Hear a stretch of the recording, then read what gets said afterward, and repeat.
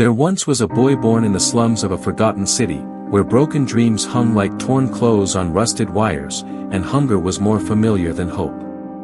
His name was Armin, and from the moment he could walk, life demanded he fight for food, for space, for a future. His father, a laborer with tired eyes and cracked hands, told him once, "Son, the world will not give you a thing. You'll have to take it with your heart, your hands, and your hunger." Armin took that seriously. Every morning, he ran barefoot to school, not because he loved learning, but because it was the only escape he had from the noise of poverty. He sat in the back of the class, embarrassed of his torn uniform, but his eyes were sharp and his heart was loud. He watched the rich kids get dropped off in cars, but instead of hating them, he used it as fuel. One day, he whispered to himself, "I'll earn my seat at the table." After school, while other kids played, he polished shoes, sold water bottles at traffic signals, and studied under streetlights when electricity failed, which was almost always. People laughed at him. "Dreams aren't for kids like you," they'd say. But what they didn't know was that Armin didn't have the luxury to give up. His pain had turned into purpose. By the time he was 16, he had read more books than anyone in his class. He had failed exams, yes, but he never failed to get back up. Life tested him in every way. He lost his father to illness, his mother worked double shifts as a maid, and there were nights he went to bed hungry. But even hunger couldn't silence the fire inside him. He applied for scholarships, begged for mentors, emailed strangers asking for guidance, and when doors didn't open, he kicked them down. One mentor finally saw his spark and helped him get into a small college with a partial scholarship.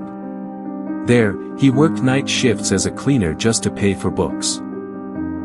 He didn't party, didn't waste time, he was on a mission. People called him obsessed, but obsession is just passion with scars. At 22, he started a small business with just $50. He sold used books online with handwritten motivational notes inside each one. People loved the notes more than the books. Soon, he built a following, then a brand. One day, a video of him telling his story went viral, and overnight, he was everywhere.